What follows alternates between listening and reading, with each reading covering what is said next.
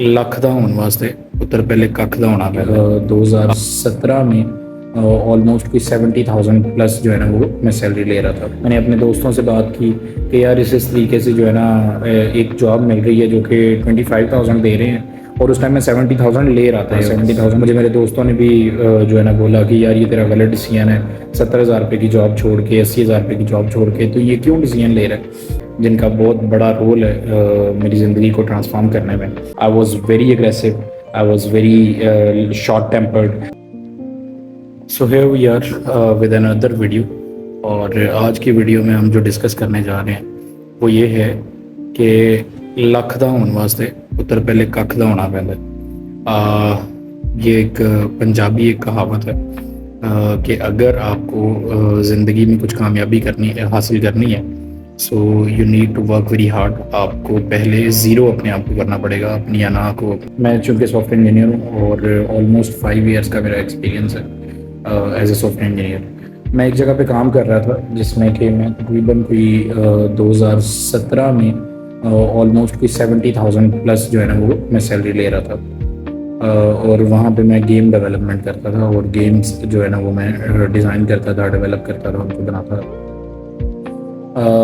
Problem ये थी कि मुझे ये लग रहा था कि हमेशा से शौक़ था, पहले तो आर्मी ज्वाइन करने का शौक़ था, अनफॉर्चुनेटली वो नहीं हो सका। सो उसके बाद जो शौक़ पड़ा वो ये था कि अपना कारोबार करना है, अपने बिज़नेस में आना है, अपना काम करना है किसी भी तरीके से। सो अपना काम करने के लिए बेसिकली आपको कुछ स्किल्स जो है ना वो रिक्वायर्ड होती हैं। फॉर एग्ज़ाम्पल आपको जो है आप में लीडरशिप क्वालिटी होनी चाहिए, आप में मैनेजमेंट क्वालिटी होनी चाहिए, आपको फाइनेंस की समझ होनी चाहिए। सो ये सारी चीज़ों के दौरान इस कैरियर के दौरान जो कि मैं कर रहा था, जिसमें मैं गेम्स जो है ना वो डेवलप करता था, गेम डिज़ाइन करता था और गेम्स के ऊपर मैं काम कर रहा था, तो मुझे ये चीज़ बड़े अच्छे से आइडिया था कि यार अगर किसी कंपनी को कोई सीईओ को हायर करना है, किसी मैनेजमेंट पोस्ट के लिए किसी बंदे को हायर करना है, तो ऑब्वियसली वो किसी सॉफ्टवेयर इंजीनियर को, किसी टेक्निकल बंदे को तो अपनी पूरी टीम की रिस्पॉन्सिबिलिटी कभी भी नहीं देंगे। आई मीन टू से कि अगर आपको किसी ऑर्गेनाइजेशन में बड़ी डेजिग्नेशन चाहिए तो you need to have experience of management, of leadership. So मेरे में इनमें से एक भी स्किल नहीं थी, ना लीडरशिप क्वालिटी थी उस तरीके से और ना ही मैनेजमेंट स्किल्स थी, ना फाइनेंस की समझ थी कि किस तरीके से काम किया जाए। सो उस टाइम मैंने एक डिसीजन लिया कि मुझे ये सारी स्किल्स सीखनी है। अब ये सारी स्किल्स सीखने के लिए मुझे आना था मैनेजमेंट इंडस्ट्री में, मुझे आना था मैनेजमेंट फील्ड में, मुझे आना था किसी ऐसी फील्ड में कि जहाँ पर मैं ये सारी चीज़ें आसानी से सीख सकूँ। मैं 70,000 ले रहा था। It was very hard decision for me. जब मुझे एक जगह पे जॉब ऑफ़र हुई और उन्होंने मुझे जो जॉब ऑफ़र की वो 25,000 से स्टार्ट थी। उन्होंने मुझे बोला कि हम आपको जॉब दे देंगे और हम आपको एज अ प्रोजेक्ट डायरेक्टर जो है ना वो अपने पास हायर करेंगे और 25,000 से जो है ना आपकी जॉब जो है वो स्टार्ट होगी। मैंने क्या किया जी कि मैंने कहा ठीक है मैं ज्वाइन कर लेता हूँ, क्योंकि क्रेज़ था ये सारी स्किल सीखने का। और जब ये मैंने डिसीजन लिया तो मैंने अब्बू से मशवरा किया, मैंने अपने दोस्तों से बात की कि यार इस तरीके से जो है ना एक जॉब मिल रही है जो कि 25,000 दे रहे हैं और उस टाइम मैं 70,000 ले रहा था, 70,000 प्लस मैं चार्ज कर रहा था, मैं ले रहा था जो है ना सैलरी थी मेरी। तो मुझे अब्बू ने भी ऑब्वियसली उन्होंने भी समझाया कि यार ये तुम क्या करने जा रहे हो। मुझे मेरे दोस्तों ने भी जो है ना बोला कि यार ये तेरा गलत डिसीजन है, 70,000 रुपये की जॉब छोड़ के 80,000 रुपये की जॉब छोड़ के तो ये क्यों डिसीजन ले रहा है, जो है कि तो एक 20-25,000 रुपये पे जो है ना वो काम करने जा रहा है। मैंने उनसे जो कहा वो मैंने यही कहा कि यार मुझे ये सारी स्किल्स चाहिए और ये सारी स्किल्स सीखने के लिए ऑब्वियसली आई हैव टू पे। और वो पे किस सूरत में हो सकता है, वो टाइम की सूरत में हो सकता है, वो एफर्ट की सूरत में हो सकता है। मेरे लिए ये डिसीजन करना इंतहाई मुश्किल था। तब उसके बाद मैंने एक पेपर और पेंसिल लिया और उसके ऊपर मैंने एक साइड पे लिखा कि 70,000 की जॉब और एक साइड पे लिखा मैंने 25,000 की जॉब। और मैंने ये देखा कि 25,000 जॉब के मुझे क्या जो है बेनिफिट्स मिल रहे हैं, आज से 2 साल बाद 4 साल बाद मुझे उसके क्या बेनिफिट्स मिलेंगे और 70,000 की जॉब में रह के मैं क्या बेनिफिट्स हासिल कर सकता हूँ। कुछ प्रॉज एंड कॉन्स, कुछ चीज़ें, कुछ एनालिसिस करने के बाद मैं इसी नतीजे पे पहुँचा कि मुझे 25,000 वाली जॉब ज्वाइन कर लेनी चाहिए। बट फिर भी मुझसे ये डिसीजन नहीं हो रहा था। मेरे लिए बड़ा मुश्किल था ये डिसीजन करना, क्योंकि ऑब्वियसली मेरे लिए एक बड़ा जंप था कि 70,000 छोड़ के मैं 25,000 पे ज्वाइन कर। देन मैं एक जो है इंसान से मिला जिनका बहुत बड़ा रोल है मेरी ज़िंदगी को ट्रांसफॉर्म करने में। मैंने उनसे बात की, मैंने कहा सर ये सिनेरियो है, आई डोंट नो कि किस तरह से डिसीजन लूँ, मुझे कुछ समझ नहीं आ रही।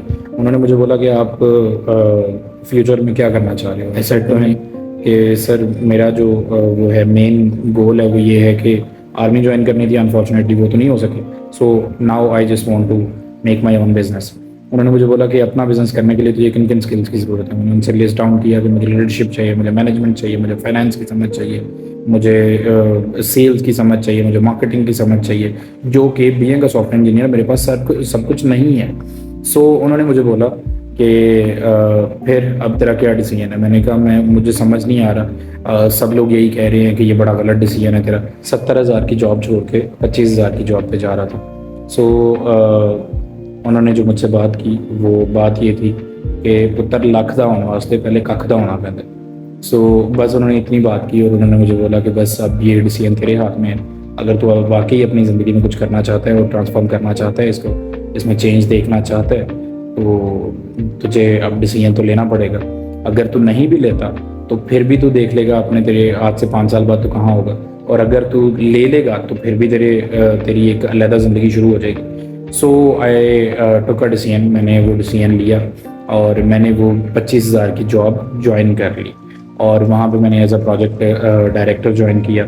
वहाँ पे मेरे नीचे काफ़ी स्टाफ थे, ऑलमोस्ट कोई 12 से 15 लोग थे जो मेरे नीचे काम कर रहे थे।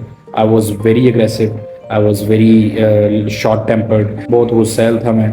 छोटी छोटी बात पे गुस्सा आ जाता था, टीम ऐसे काम नहीं कर रही, क्योंकि ऑब्वियसली ऊपर से सीईओ का प्रेशर भी होता था कि यार ये काम इतनी देर में डिलीवर करना है। तो लीडरशिप क्वालिटी तो थी नहीं, मैनेजमेंट क्वालिटी थी नहीं, तो पता नहीं था टीम को कैसे मैनेज करना है। पहले 2 महीने यकीन करें मेरी टीम मुझसे बहुत तंग थी कि यार ये बहुत अग्रेसिव है, टीम को चलाना बड़ा मुश्किल था। मेरे लिए भी बड़े चैलेंजेस थे, लेकिन जो है उन सारी चीज़ों को मैंने कैटर किया।